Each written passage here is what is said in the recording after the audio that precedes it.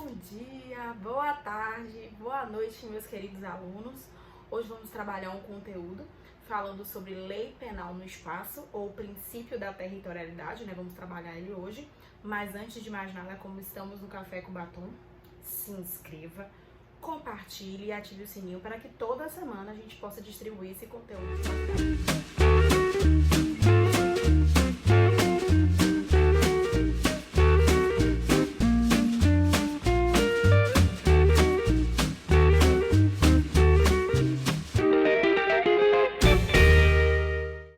Antes de mais nada, também vale salientar que algumas pessoas que não são meus alunos da graduação me questionaram por que eu estou disponibilizando esse conteúdo.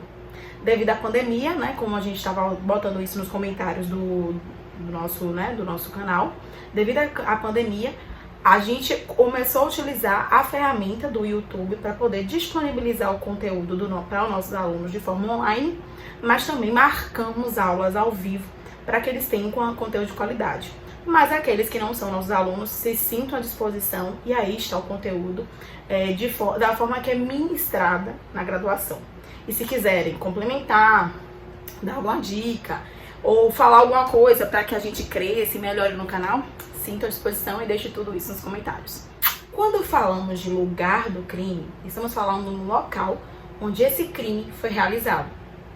E antes de entrar no estudo aprofundado do local do crime, a gente estuda 3 teorias. A primeira se chama teoria da atividade, a segunda, teoria do resultado, e a terceira, teoria da ubiquidade. A primeira, que é a teoria da atividade, diz o seguinte: o lugar do crime é onde aconteceu tanto a ação e a omissão, desprezando o resultado, nesse caso. Então, o lugar do crime é onde aconteceu a ação e a omissão e se despreza o resultado. Professora, mas no vídeo anterior em relação ao tempo do crime, a senhora também falou nessas 3 teorias. Sim, essas 3 teorias tanto são trabalhadas no tempo do crime, como também no lugar do crime. Mas continuando. Em relação à teoria do resultado, qual o conceito? Considera-se o resultado do crime, ou considera-se o local do crime, o local de onde aconteceu o seu resultado, ok? Em relação à teoria do resultado, considera-se o local do crime, o local, por causa de lugar do crime, o local onde aconteceu o seu resultado. E a teoria da ubiquidade? Considera-se o local do crime, tanto no local da ação ou da omissão, como também no local do seu resultado. Considera-se o local do crime, tanto na ação da omissão, como também do resultado. Vamos colocar aqui um exemplo. Vamos dizer que uma pessoa iniciou o crime, ou seja, começou o crime, em Feira de Santana. Ele atirou no indivíduo em Feira de Santana. Só que o indivíduo, ele veio a óbito na cidade de Salvador. Pela teoria da atividade, o local do crime seria em Feira de Santana. Pela teoria do resultado, seria em Salvador. E pela teoria da ubiquidade, poderia ser considerado ou um ou outro. Mas, professora, e qual é a teoria que nós seguimos? Vamos partir, então, para o artigo 6º do Código Penal. No artigo 6º diz o seguinte: considera-se praticado o crime no lugar em que ocorreu a ação ou omissão, no todo ou em parte, bem como onde se produziu ou deveria produzir-se o resultado.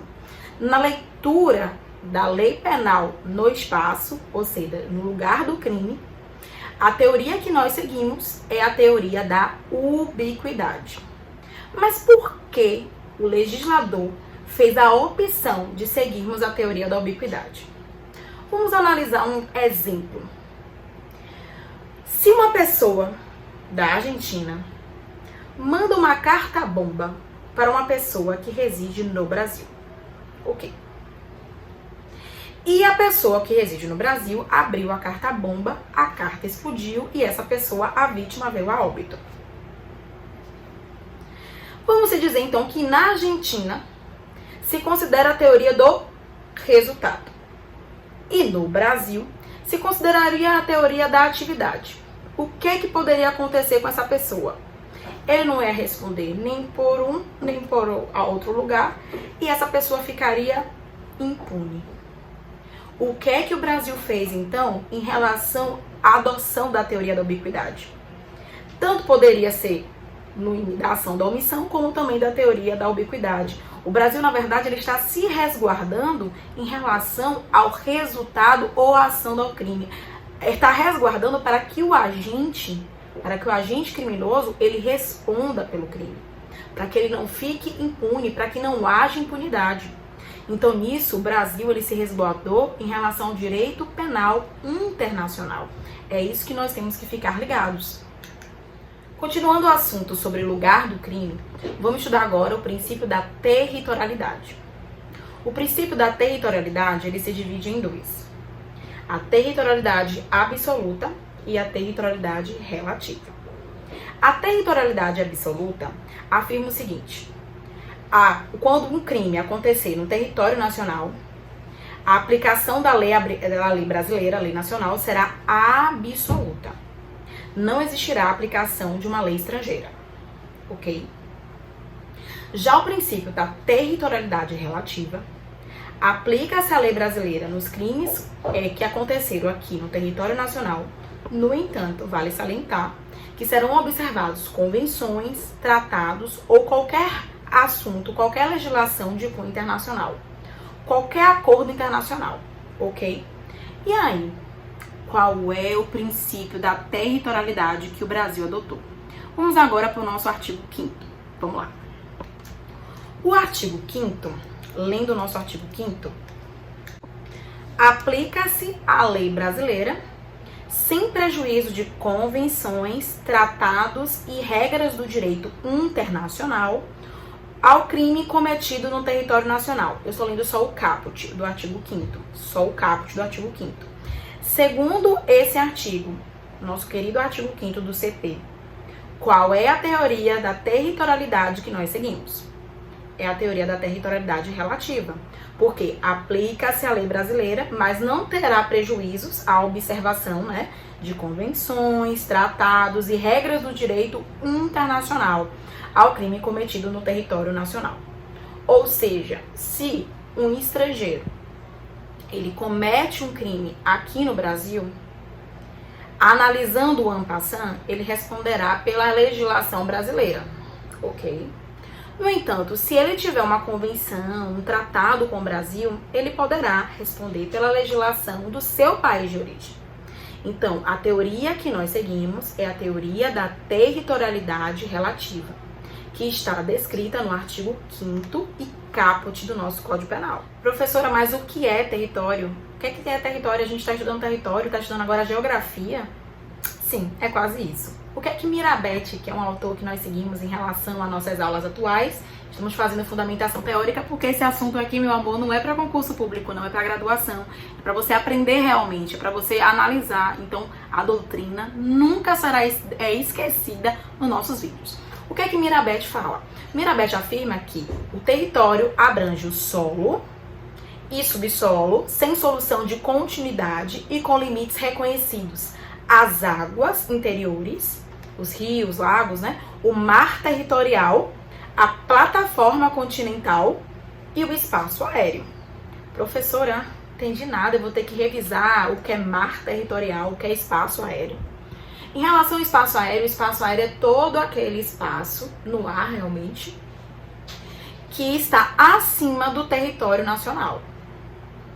O mar territorial, ele corresponde a 12 milhas da costa brasileira. Então, até 12 milhas da costa brasileira ainda é território nacional. Então, se liga. Para continuarmos o estudo sobre territorialidade, a gente precisa estudar o que é mar territorial, o que é zona econômica, o que é zona contígua. E para isso a gente vai estudar as convenções, a Convenção das Nações Unidas sobre Direito do Mar, a Convenção das Nações Unidas sobre o Direito do Mar. Essa convenção, ela foi disciplinada em 1982. É uma convenção extremamente importante e eles explicam aonde é que finaliza o território de cada país. Então vamos lá. Em relação à Convenção das Nações Unidas sobre Direito do Mar, que é popularmente mencionada como Convenção da Jamaica, ela afirma que mar territorial, presta atenção que isso está no artigo 2º a 32 dessa convenção. O mar territorial é uma faixa marítima de largura igual a 12, gente, não esquece, 12 milhas marítimas, medidas a partir de uma linha de base determinada de conformidade com as normas desta convenção. Então, mar territorial, ele é uma linha da costa, 12 milhas. 12 milhas. Aí esse território pertence a cada país. Então, a partir da costa brasileira até 12 milhas do mar, esse território ainda é território nacional, ok? Então, o Estado, como está na convenção, exerce soberania em relação à faixa correspondente ao território terrestre, ao espaço aéreo e esse mar territorial que é até 12 milhas. Bem como em relação ao espaço, ao que a gente acabou de dizer, o leito, ao subsolo, que está no artigo 5º caput, né, do nosso Código Penal, ok? Então, em relação à faixa correspondente ao seu mar territorial, que como a gente estudou, 12 milhas, né, da costa terrestre, bem como a relação ao espaço aéreo, o mar territorial, como a gente falou, ao leito e o subsolo sobre o mar territorial. Então, isso é que corresponde ao território nacional de cada país. E é isso que está na convenção popularmente denominada Convenção da Jamaica. Professor, agora eu me pergunto para você. E, por exemplo, se até 12 milhas cada país é o dono, né? Cada país ele é soberano nesse território. Existe a possibilidade do navio de um outro país passar por esse território de 12 milhas? Me pergunto, vamos responder isso aí. Existe, gente, e isso denomina passagem inocente. Anota aí, passagem inocente. E o que seria essa passagem inocente? Primeiro, é atravessar o mar territorial sem penetrar nas águas interiores, nem fazer escala em ancoradouro ou instalações portuárias fora das águas interiores. Então, é só passar pelo território, apenas por passagem inocente. O outro, dirigir-se para as águas interiores, ao sair delas, ou fazer escalas em um ancoradouro ou instalações portuárias. Ok? Não será considerado passagem inocente, está no artigo 19, inciso 1 da Convenção da Jamaica, quando o trânsito do navio pelo mar territorial, este desenvolver qualquer atividade que não seja diretamente uma parada, que seja o que? Uma parada comercial. Aí, nesse caso, não é denominado uma passagem inocente. Então, se ele começar a realizar essa parada, mas realizar comércio de venda de alguma coisa, isso não é passagem inocente. Então, nesse caso, ele terá que responder pela legislação interna do país que ele fez a parada. Isso está descrito totalmente na Convenção, né, Internacional da Jamaica. E o que seria a zona contígua? Esse nome aí é diferente. O que é a zona contígua? A zona contígua, ela está no artigo 33 dessa convenção e fala o seguinte, olha como ela. A zona contígua terá a largura de 24 milhas marítimas, medidas a partir da mesma linha de base do mar territorial. Então, ela começa a contar a partir do mar territorial, né? Então, a zona contígua, ela passa 12 milhas e fica mais 12 milhas, 24 milhas marítimas. Ou seja, a zona contígua tem, em verdade, a largura de 12 milhas. Se você pensar, porque se as 12 milhas pertencem ao território nacional, a zona contígua seria essas 12 milhas, que é essas 12 milhas. E para que serve a gente estudar o que é zona contígua? Qual é o objetivo da gente estudar o que é zona contígua? Vamos lá. Olha como continua em relação ainda na Convenção da Jamaica. Dentro da zona contígua, o Estado poderá tomar as medidas de fiscalização. Então, o Estado poderá tomar as medidas de fiscalização necessárias para prevenir e sancionar infrações às suas leis. E regulamentos aduaneiros, fiscais, de imigração ou sanitários, que se cometem em seu território. Na verdade, gente, a zona contígua, o Estado que estiver mais próximo à zona contígua, ele poderá analisar em relação à fiscalização, ao direito fiscal, aduaneiro, de imigração, sanitário desse local. Então, nesse período, né, 12 milhas mais 12 milhas, que é a zona contígua, o Estado que é dono desse território, ele ainda poderá verificar se as embarcações que estão passando nesse território, nesse perímetro de 12 milhas, que é a zona contígua, se eles estão respeitando a legislação no que concerne a fiscalização, a parte fiscal, aduaneira, né, de cada embarcação. É isso. Agora vamos estudar o que é zona econômica. A zona econômica ela está entre o artigo 55 ao artigo 77 da Convenção da Jamaica. Né? A zona econômica exclusiva é a faixa marítima de largura de 200 milhas marítimas. Zona econômica. A zona contígua é como, gente? A zona contígua é em relação, conta 24 milhas, mas na realidade a gente conta 12 milhas. 12 milhas logo após ao que termina o mar territorial. A zona econômica equivale a 200 milhas. Mas 200 milhas da onde, professora? A senhora quer me deixar maduro? A partir, gente, da costa. Então, assim, ó, a partir da linha de base utilizada para a determinação do mar territorial. Então, vamos fazer um cálculo. Vamos fazer um cálculo bem bonitinho. Se a zona econômica, ela começa a contar a partir da costa, qual o real número da zona econômica? Realmente são 200 milhas, porque é 200 milhas a partir da costa até 200 milhas. Então, qual é realmente, onde é que fica esse diacho dessa zona econômica?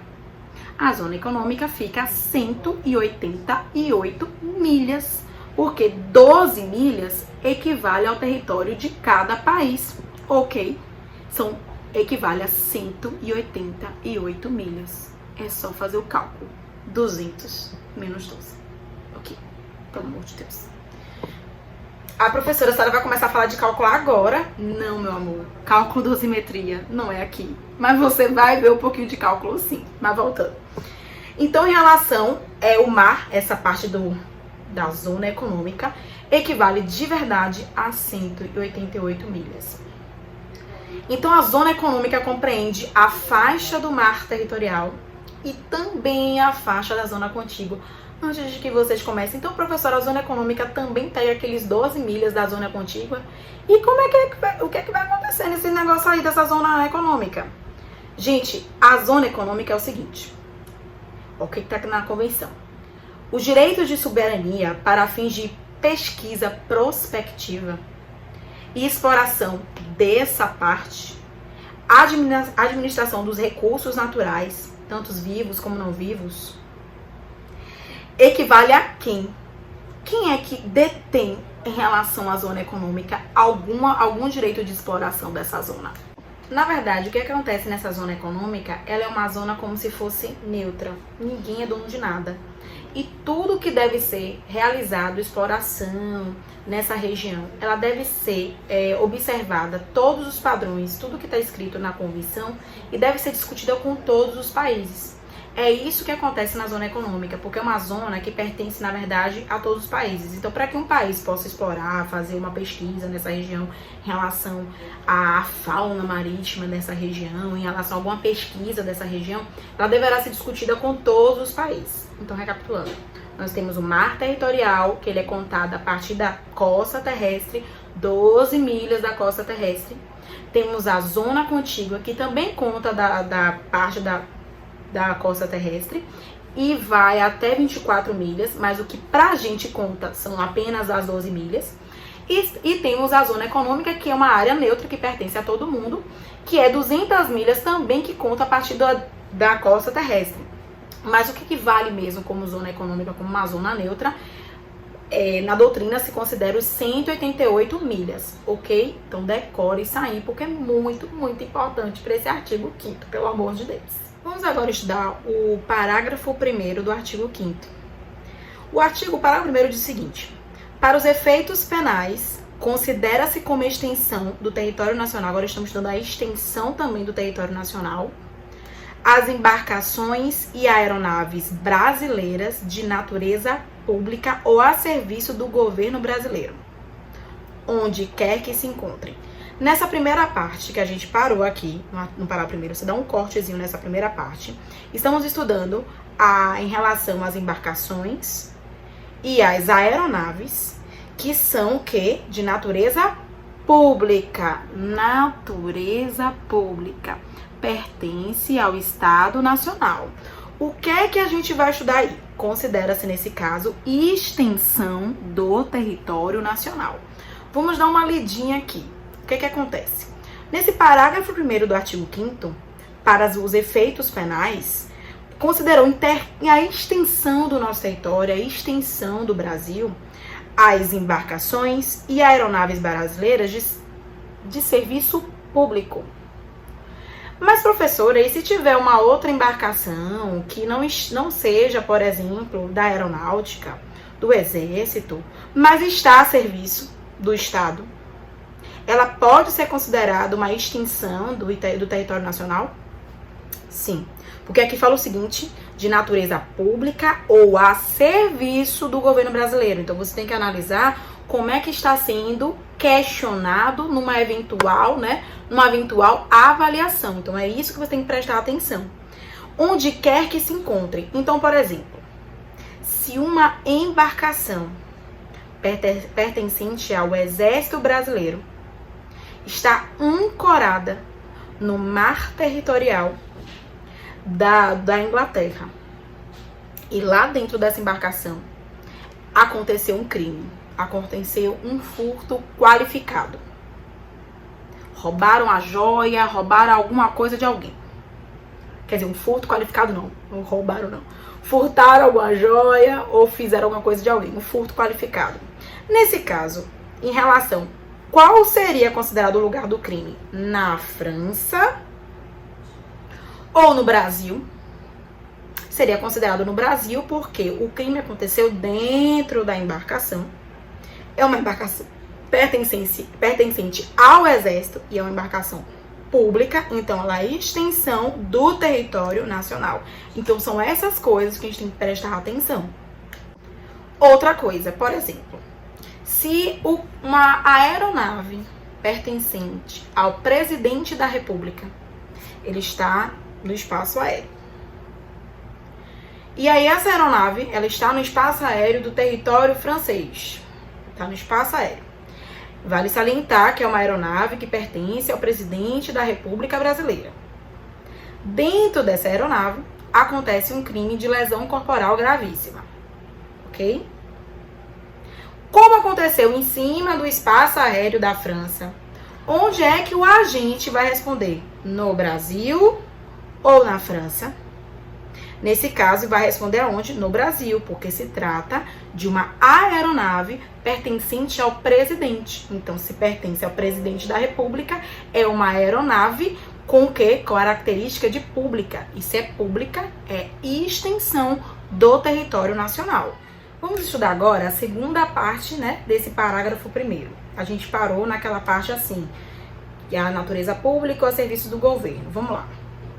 Bem como as aeronaves e as embarcações brasileiras, mercantes ou de propriedade privada, por exemplo, a Azul, a Gol, né, que se achem respectivamente no espaço aéreo correspondente ou em alto mar. O que é que tá falando aí, Pro? Que eu não entendi, foi nada. Nesse caso, tá dizendo assim, se a aeronave ou a embarcação, ela pertence a uma empresa privada, mas ela estiver no mar territorial, no espaço territorial brasileiro, ela vai responder para onde? Pela legislação brasileira. E se ela também estiver na zona econômica, que é uma zona neutra, lembra que a gente estudou que é a zona econômica, a zona neutra? Também vai responder pelo país correspondente da embarcação. Por exemplo, vamos analisar aqui. Se uma embarcação francesa privada está circulando, está passando pela zona econômica, a gente já estudou que é a zona econômica, que é uma zona neutra, e lá dentro ocorre um crime de homicídio, ok? Aonde é que essa pessoa vai responder? como ela está passando pelo país, né? Ela está passando pela zona econômica que não pertence a ninguém e é uma embarcação privada, ela vai responder pelo país pertencente da embarcação. Se a embarcação é francesa, ela vai responder pela legislação francesa. É isso que acontece em relação às embarcações privadas. Então, recapitulando a segunda parte do artigo 5º, que é o que a gente está estudando em relação às embarcações e aeronaves privadas. Agora lendo para todo mundo, ninguém dizer que eu não estou pegando vários livros, agora lendo o livro de Capês, olha como diz. Esta segunda parte, né, do artigo significa que onde não houver soberania, aonde não tem soberania de nenhum país, que é o caso da zona econômica, se houver uma infração penal a bordo, seja da embarcação, seja da aeronave, ou embarcação mercante, né, da propriedade privada, a bandeira da embarcação, a bandeira da aeronave é o que vai equivaler, é o que vai aplicar a legislação correspondente. Se a embarcação privada estiver na zona econômica e ela for uma embarcação francesa e um crime aconteceu nela, na zona econômica, a legislação que vai prevalecer é a legislação francesa. Se estiver numa zona econômica e aconteceu um crime e a embarcação for brasileira, a legislação que o agente vai responder é a legislação brasileira. É só ficar ligado aonde é que está o barco, aonde é que está a aeronave. Aí você consegue verificar qual a legislação que vai prevalecer. Então é isso que a gente tem que ficar ligado. Vamos trabalhar agora um caso prático, né, pra gente finalizar essa parte, né, da análise do artigo 5º, parágrafo 1º. Olha o que diz assim, a notícia. Essa notícia saiu no dia 29 de junho de 2019, pelo G1, que diz o seguinte: militar da aeronáutica é preso com drogas em aeroporto na Espanha.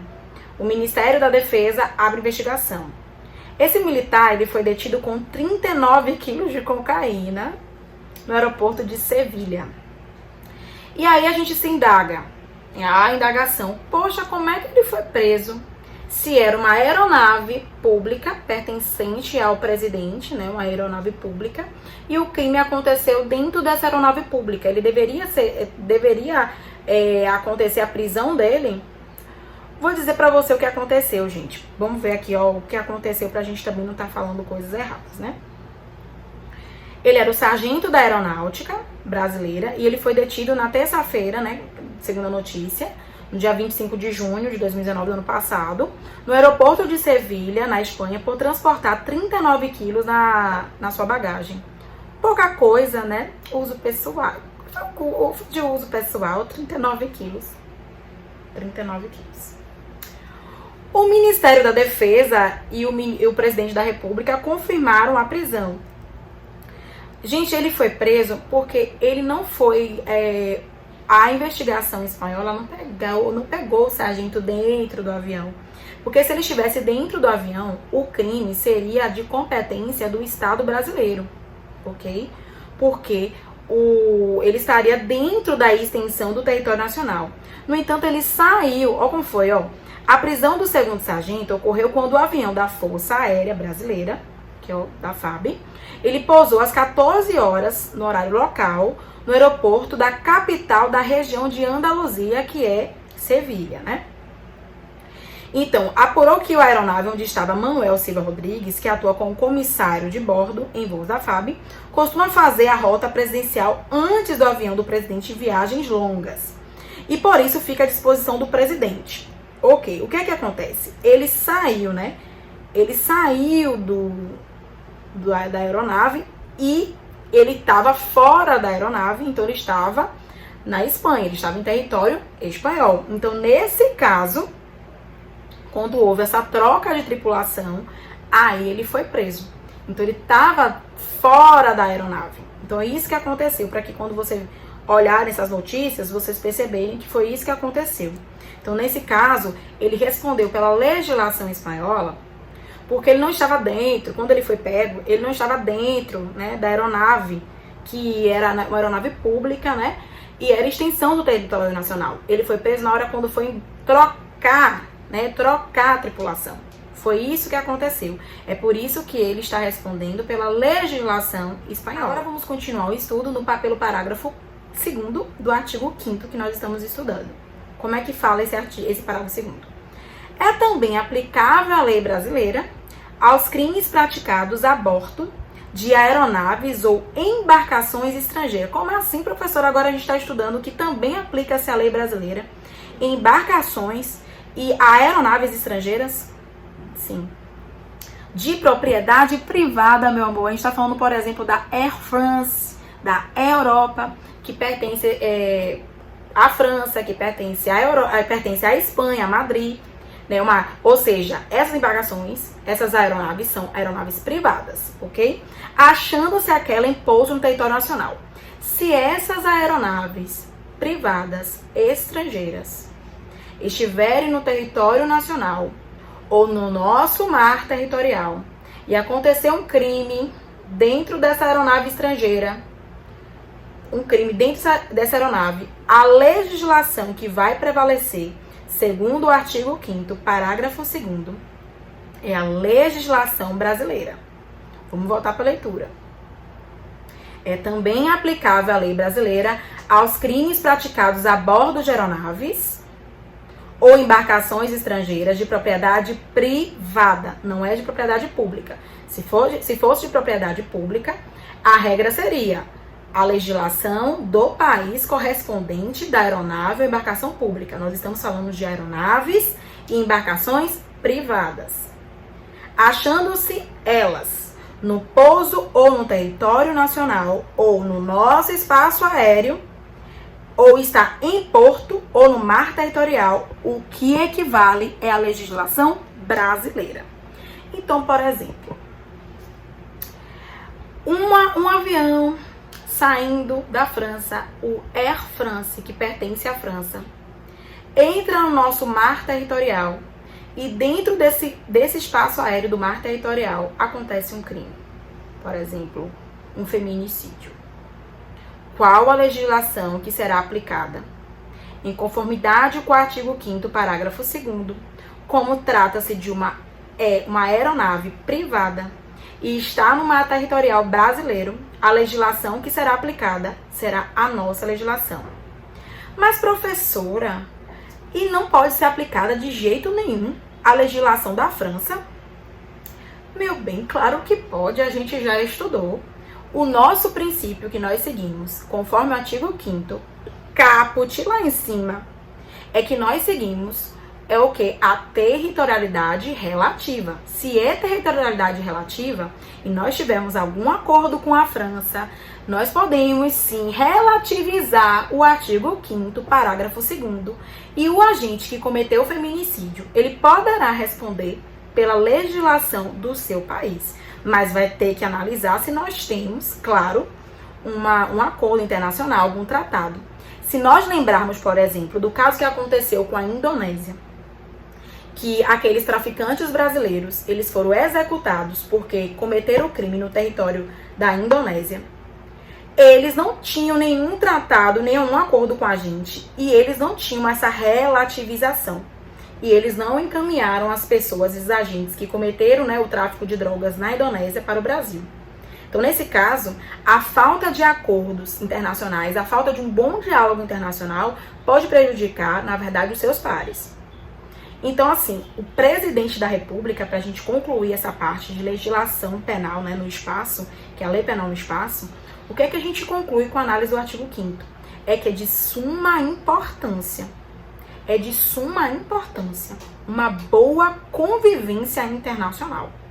Então, o presidente da República de cada país, ele deve ter uma boa convivência com os outros países, porque vale salientar, existem crimes aqui no meu país que podem não ser crimes em outros países e vice-versa.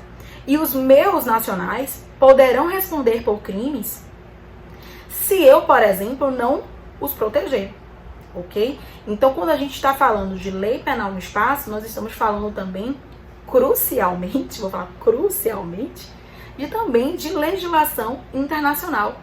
de direito penal internacional. Pela transdisciplinariedade, o direito penal ele não se afasta nem do direito constitucional, nem do direito internacional, como em outras facetas, né, do direito. Ok? Então, ficaremos por aqui.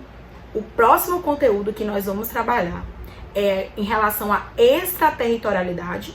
Nessa aula, a gente estudou basicamente o artigo 6º, que o que nós utilizamos, que o que a gente segue em relação ao artigo 6º é a teoria da ubiquidade. E fizemos um estudo aprofundado em relação ao mar territorial, zona contígua e zona econômica. No artigo 5º, estudamos em relação ao princípio da territorialidade que o Brasil segue, que é o princípio da territorialidade relativa. Falamos sobre a territorialidade absoluta e falamos sobre as extensões do território. Falamos das embarcações e aeronaves. Na próxima aula, vamos falar sobre extraterritorialidade, que é o artigo 7º, ok? Beijo a todos!